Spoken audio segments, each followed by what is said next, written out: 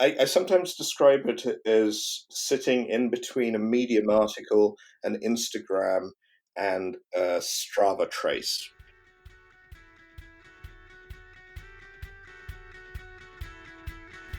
Welcome to another episode of the Mapscaping Podcast. My name is Daniel and this is a podcast for the geospatial community. The short introduction you just listened to was Tim Fernando talking about a new application that he's made that uses geolocation to create a logbook of your travels. Hope you enjoy the interview.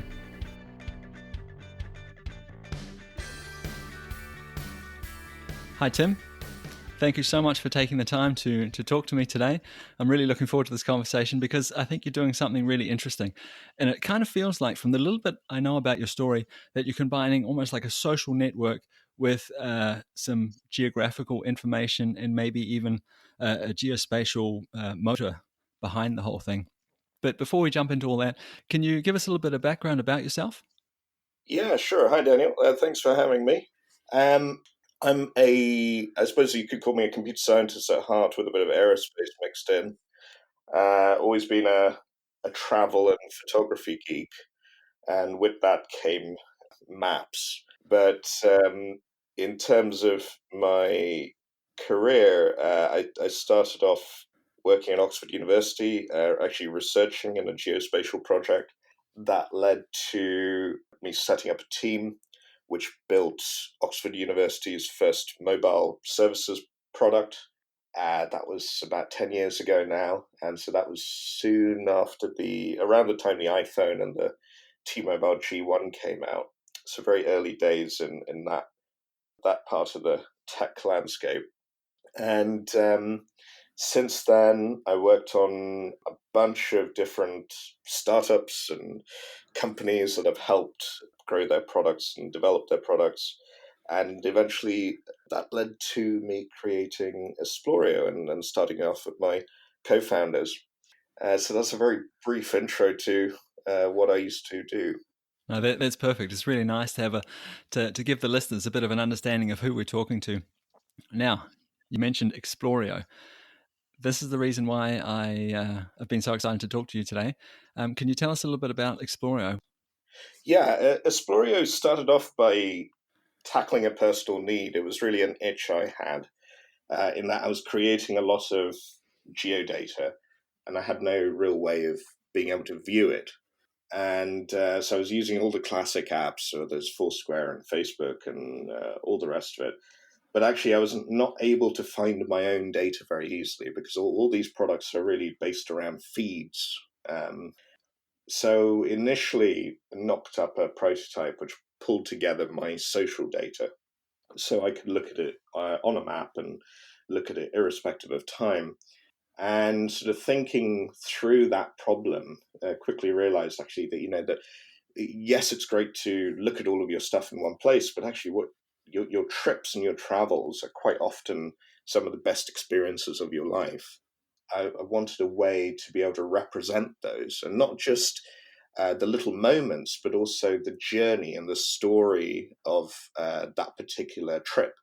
And that is really how the feature set behind Esplorio came about. And once it went out to a few other people, it's like, oh, okay, there are a lot of other people who actually want this and find it really interesting. So that's how we started.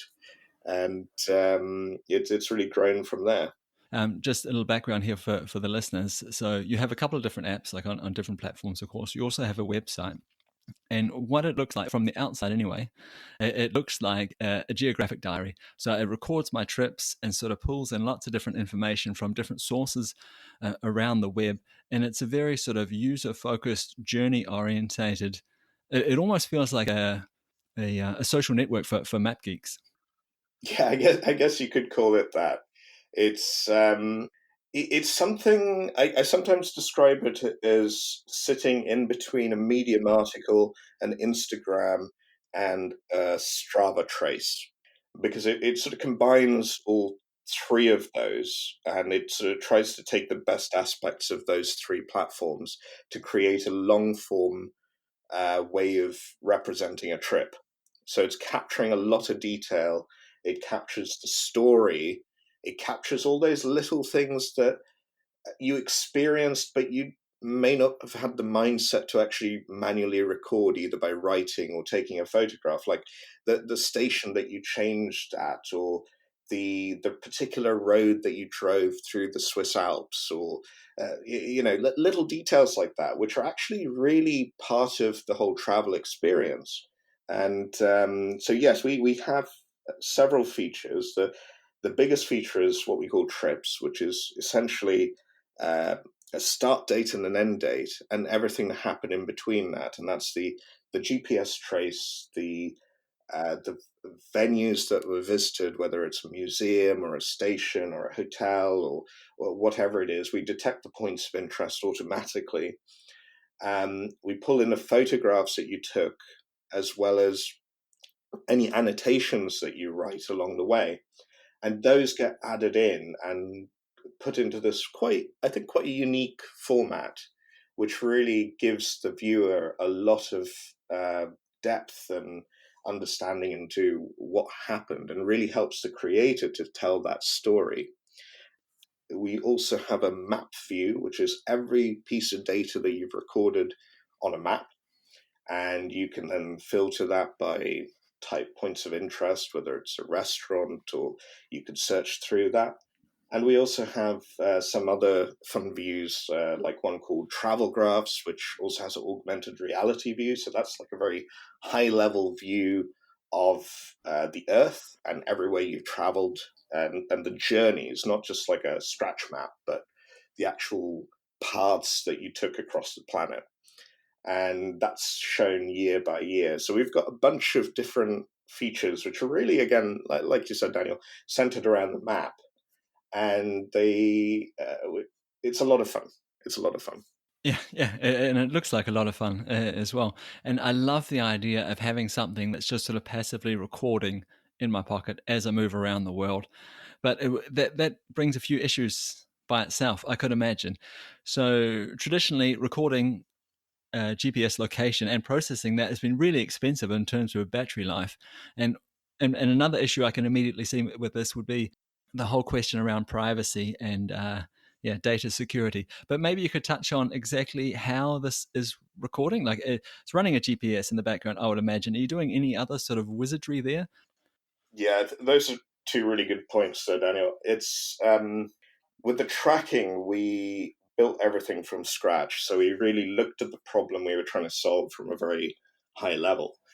That problem was we wanted people to be able to leave this on without really thinking about it. Just use as little battery as possible so that people aren't affected by using it. So we started from that point and saying, okay, we want all day battery life, but we also want significantly more data or detail than just the significant locations. Like you can do very coarse GPS tracking, or not even GPS tracking, but Wi-Fi tracking. You can do that very coarsely, very inexpensively. And so we wanted to have more data than that, but maintain our battery life. So we looked at the problems very carefully, and it was quite a long and interesting journey. We actually got some funding from the European Space Agency because they got quite excited about the tech we were building. We analyzed stop detection. We tried to figure out, okay, how do we turn off the GPS as much as possible, but how do we turn it back on intelligently? How do we increase and reduce the granularity according to the type of travel? How do we reduce not just the power drain on from the GPS chip, but also the system chips? There's actually a lot of power that's used not just by the receiver, the GPS receiver, but the processor, and also the SSD that's connected to it for writing that data. So we really tried to look at all of the problems, all of the drain points, and then we built our tech to avoid hitting those problems. It's quite gratifying, because we started off with our early prototypes where people are saying, "Oh, this is using too much power." And I think it's been about 2 years now, and we haven't had a single complaint about power. We've sort of got it to that stage where you can just forget about it. You can just leave it on. You don't need to think about it. And I think the vast majority of our users see less than 2% rain per day. I think that's a really important aspect of what you're doing here is this idea that a journey, like we were saying before, that the whole event, from the time you leave to the time you come back, can be recorded in such a passive way. So we don't need to constantly take out our phone, although I can imagine people would be anyway taking pictures. But all those little things, the exact route you took through Rome, for example, that would be recorded without sort of any conscious thought, if you know what I mean. I really like that, and I love the idea of displaying it on a map, of course. Yeah, absolutely. It's kind of interesting because even with me personally, I've always been an avid photographer, and I used to quite often take thousands of pictures. And as I've got older and more time poor, I've become less inclined to take photographs everywhere. And Esplorio kind of fills this in between place because I'm passively recording stuff as I travel, and I always feel reassured that it's being recorded for me, and that I'm not going to forget this place because I can just quickly look back on it and see the place that I visited without me having to do anything. And it's quite comforting actually, because I think there's this huge fear, certainly for me when I used to travel, when I was like, no, I got to remember this place because this is amazing. Or this route I'm taking through driving from Venice to Salzburg. There's this amazing small road off the motorway, which is one of the most scenic roads I've ever taken, and I want to remember that. But and I used to have to either write it down, which meant that I'd lose the diary at some point, or it would be on paper somewhere or something like that. But now I just enjoy the moment rather than worry about that. Before I asked, it was a bit tricky of me, really. I asked a two-part question, and the first part it was about the GPS and how you're kind of solving that problem in terms of battery life, but still getting the level of detail which people might be interested in if they want to trace that exact route through Rome, for example. But I also asked a question about tracking and data collection and issues around privacy. I think that this tracking and it leads to a lot of personalization, exactly like it does in your system here. But it also gives a lot of conflicts along the way. How are you solving that problem, or how are you protecting people's data? Yeah, so everything that our users record on Esplorio is stored privately by default. This is something we care quite a lot about. I think creating a product like this, you become acutely aware of how this data can be used by people who may not have aligned views with you. And so we took this stance, which was to make all of the data private by default. We don't sell the data to anybody. We're not trying to allow other companies to come in and try and sell you products. So it's a really interesting problem, and I think as we've seen in recent years, a lot of personal data can be used in ways that people never even thought possible. And we're kind of entering this new era where people are really caring about privacy, and really that I think the industry is changing for the better. And so we've tackled it very simply. We just keep stuff private. That's how we see it going from now. But there are lots of, I think I've got lots of views on how the industry should be, and how we should be tackling these things as a whole, because I don't see the current situation as being particularly sustainable. Privacy by default, I'm all about that. That sounds like a great idea. But it's also an interesting contrast, I think, because on one side you have privacy by default, which, again, I'm all for. But also the social aspect of these kind of things is becoming more and more important. And we really want to share things. And I can imagine something like travel, our adventures, these are things that are really important to us, as well as being personal. And we might want to sort of push them out to the world and share our location with people, tell the story of where we've been. How do you balance those two issues?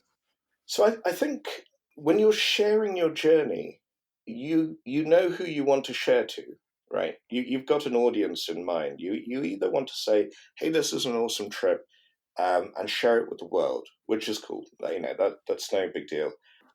Or you want to share it with your friends and family, which we also we do. We do this private sharing model as well as public sharing.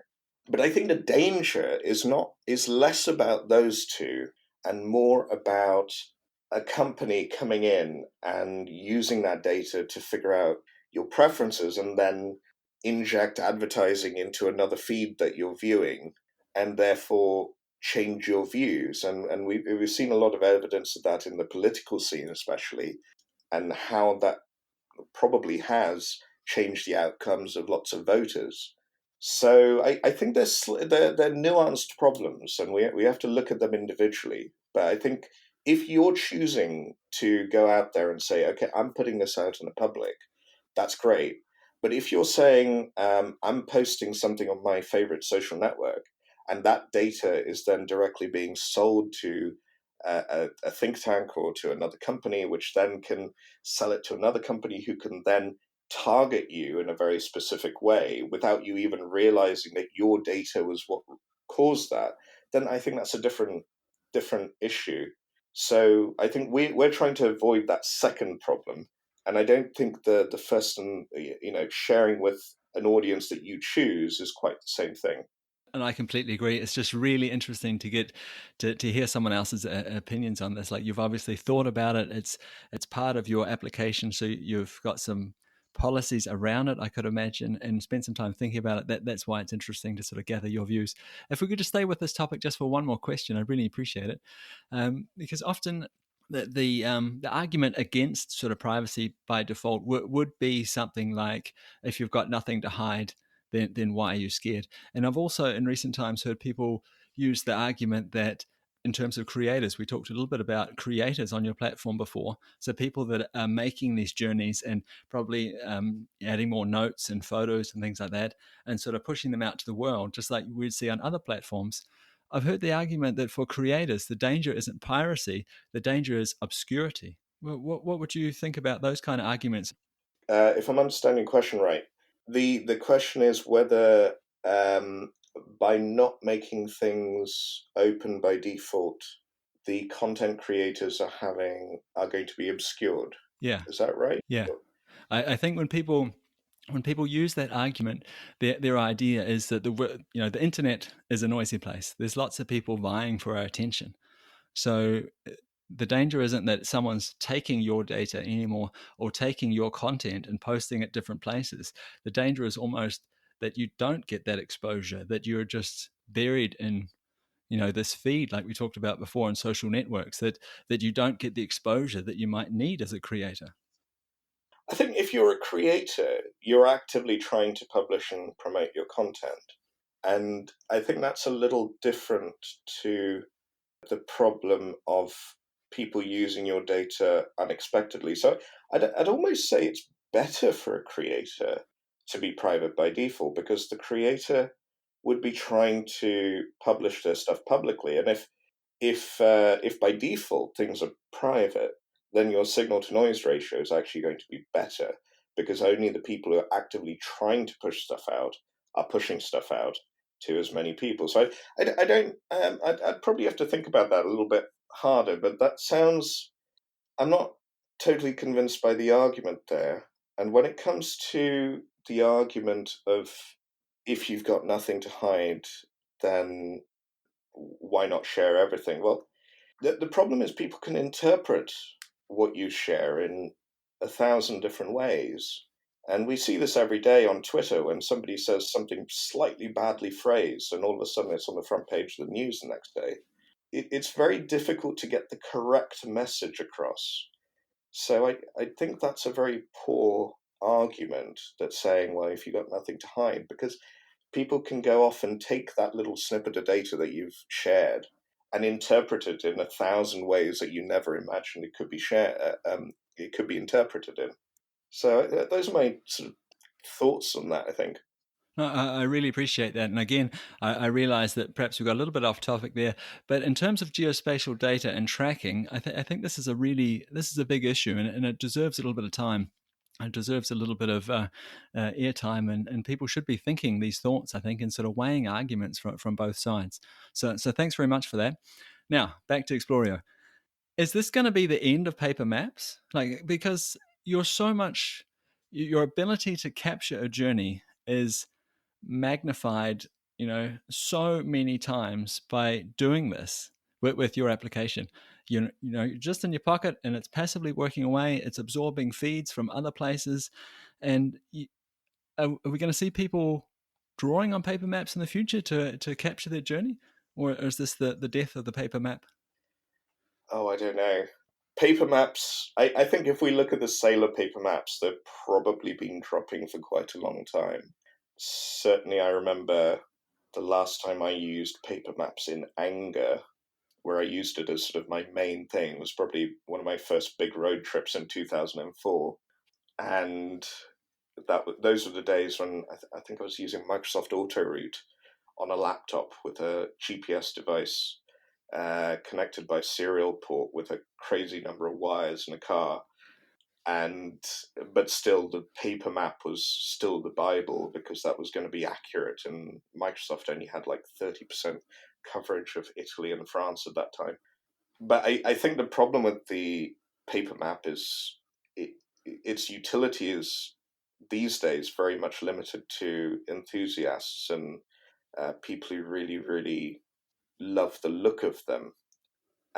So I really hope they don't die because there's something really wonderful about them. There's the tactile nature, and I think the ability to explore on a map is quite different, and that's partly because of the scale of them. Because a good map that's well drawn, you can put it on the floor or on a big table, and you can kind of run your fingers over it and sort of find things that you wouldn't have really thought about looking at on a digital map because digital maps scale dynamically. And so you'll spot these little rivers or little train lines which you would never think to look at on a digital map. So I really think that there is still very much a place for paper maps that is utilitarian, but I think the market for them, sadly, is probably shrinking. On the other hand, I have a bunch of maps on my wall, um, just for aesthetic reasons because I think they're beautiful. There's something really quite special about having a map to look at and to kind of see the patterns in a city or the relief in mountains or whatever it is. So I think it's a tough business, I'd imagine, to be in paper maps right now. But I hope they don't die. That's a relatively big call to make, to say that they're just going to disappear. They've been here for a while. I'm sure they'll hang in there for a bit more. But like you were saying as well, we're expecting more from maps, and digital maps especially. They're almost becoming worlds. I would argue for that if you think about Google Earth, like it scales infinitely. It spans the entire world. Yeah, it needs to be updated, and maybe it's not quite one to one because you're limited to your screen size. But we're getting close. We're getting there, and it's more of a world now than like a map in the traditional understanding of what maps are. Yeah, I think a thing for me still. I mean, I'm looking at a large monitor right now, but that is still a fraction of the size of a full size map. I think until the day when we have maybe augmented reality maps which have a really good user interface, I think that size is something that can't quite be replicated on a digital map just yet. Because you can imagine, for example, let's say you've got a map of, I don't know, a map of Switzerland, and it's A0 size, or maybe even bigger than A0, something like that. And at that A0 size, you will be able to identify every train line, every canal, every river. You'd be able to see the relief, you'd be able to see forests, you'd be able to see almost every single detail you'd be able to see at the most detailed level on a digital map. But if you look at a digital map on your screen of Switzerland right now, you won't be able to see any of those details while looking at the whole country. And that, I think, is still a user experience problem that is yet to be solved.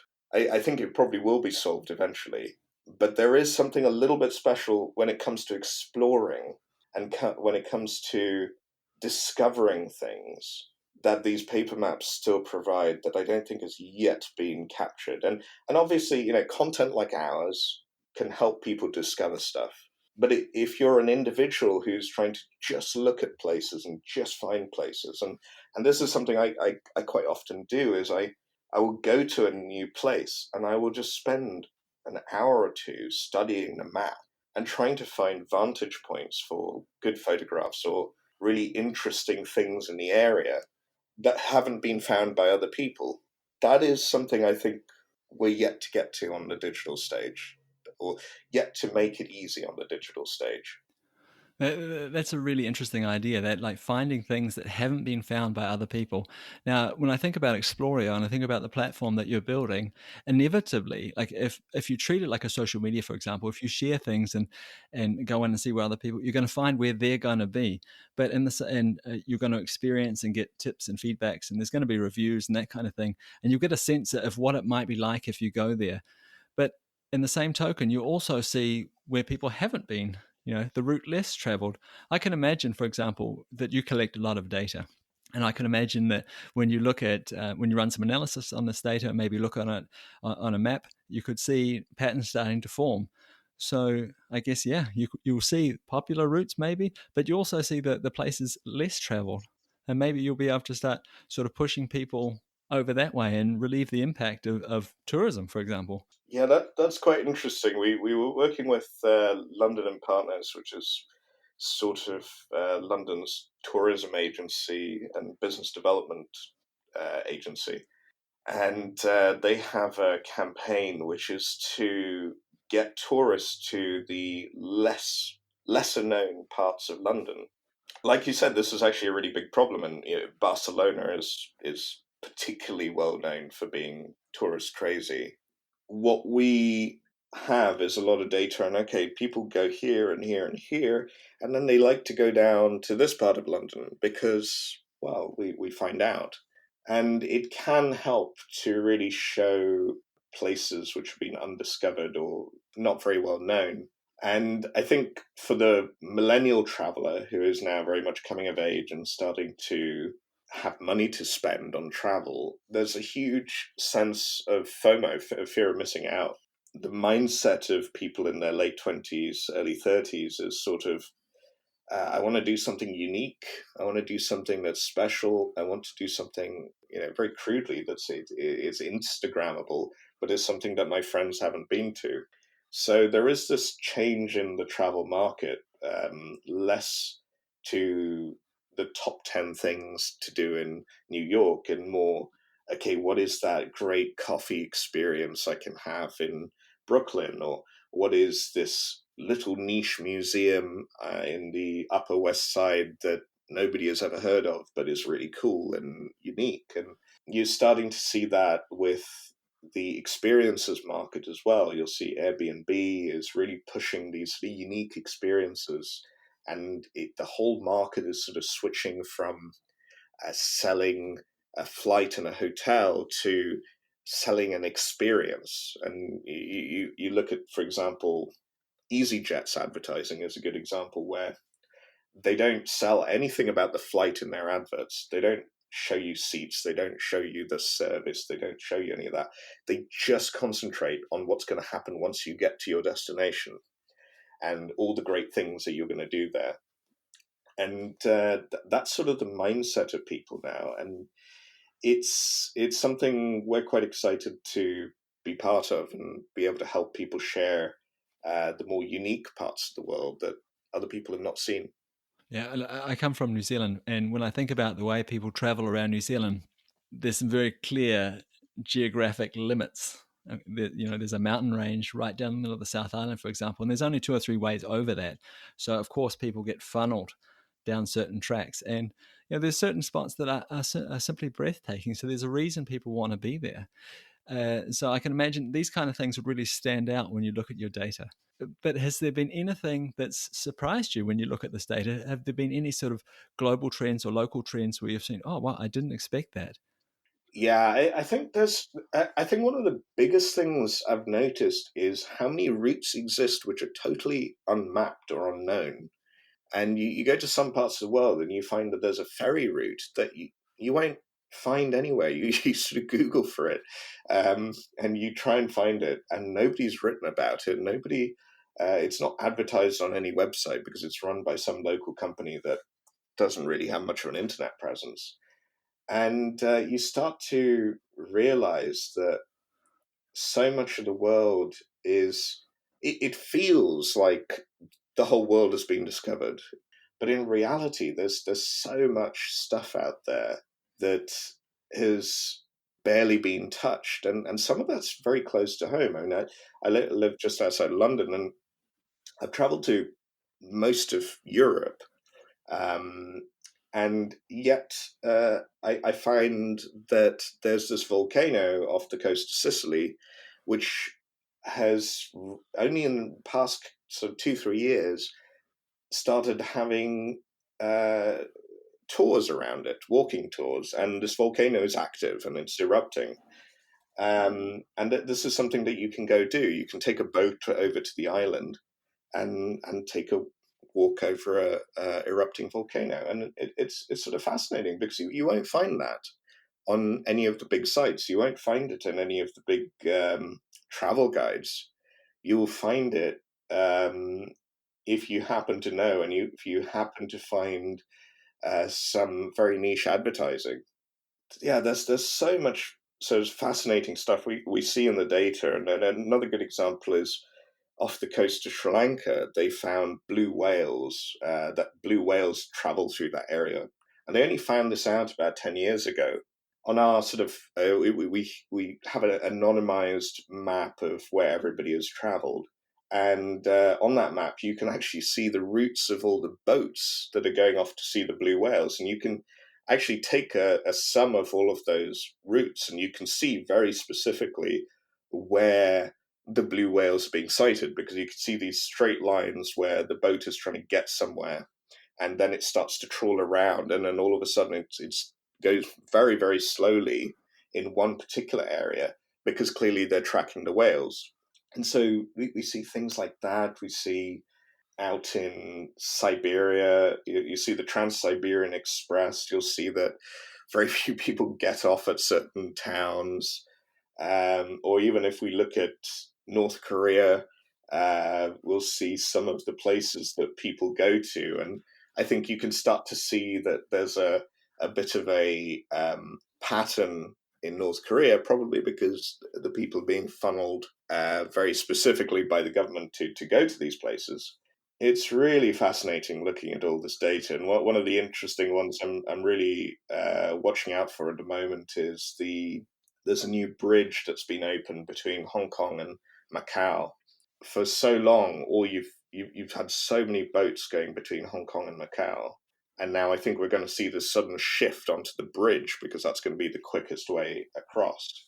So yeah, we see some really really interesting stuff when looking at our data. It's a lot of fun.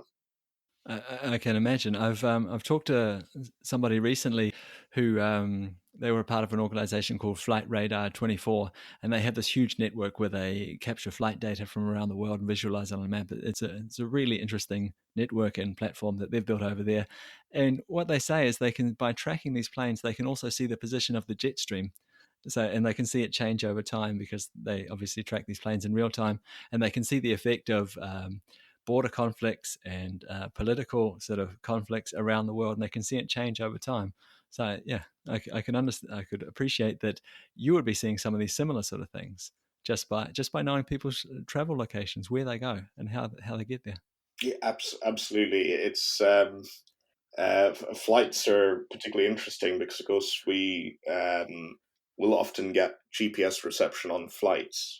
And so, if you look at any major airport, you can actually see, okay, these are the flight paths that the planes are taking in and out of the airport, and you can see the noise abatement procedures for the aircraft. I mean, very similar to flight radar. Exactly. You can also see things like how long people are having to cross borders. You know, which borders are efficient and which ones aren't when you're trying to cross by land. And there's so many little things that you can spot in this data, which is really extraordinary. we were hoping we can expose more of that in meaningful forms for people to actually use in the future. So be able to understand that, okay, if I'm planning a route this way, these are the things you can expect. Hey, we are slowly but surely coming to the end of our time together. But before I let you go, I just got a couple more questions for you.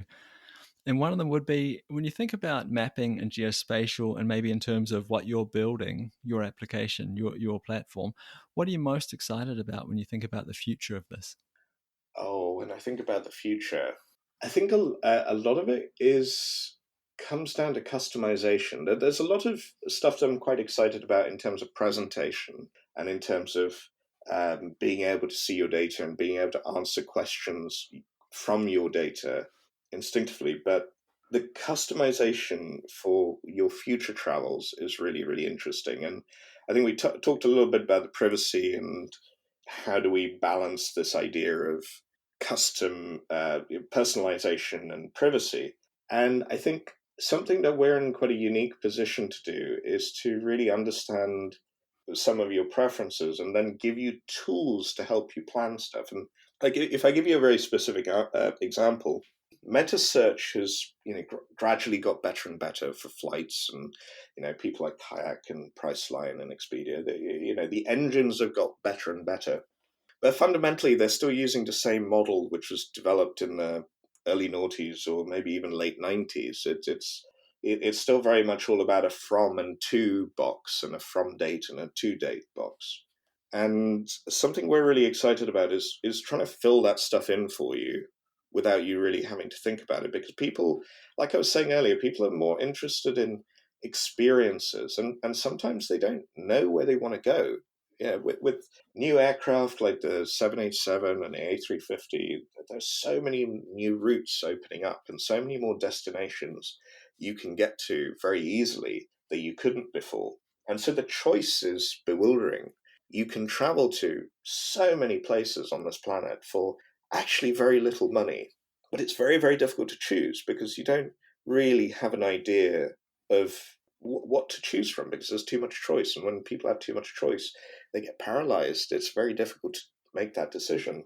And so we have this sort of opportunity to have understood where you've been and the types of things you like to do, and not advertise, but help to filter the your search workflow. So instead of saying, okay, I want to fly from London Heathrow and I want to go to Tokyo Narita, I'm going to say, actually, I want to go somewhere I haven't been before, and it it shouldn't be hard for me to travel.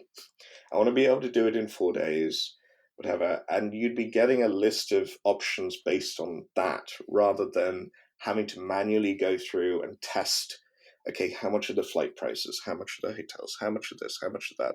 And sort of go through the rigmarole of visiting. I think the industry average is something like each person visits 19 sites before booking a trip, and the decision cycle is usually 4 to 6 weeks from first thinking they want to travel somewhere to actually booking that travel, and a large part of that is actually just figuring out where to go.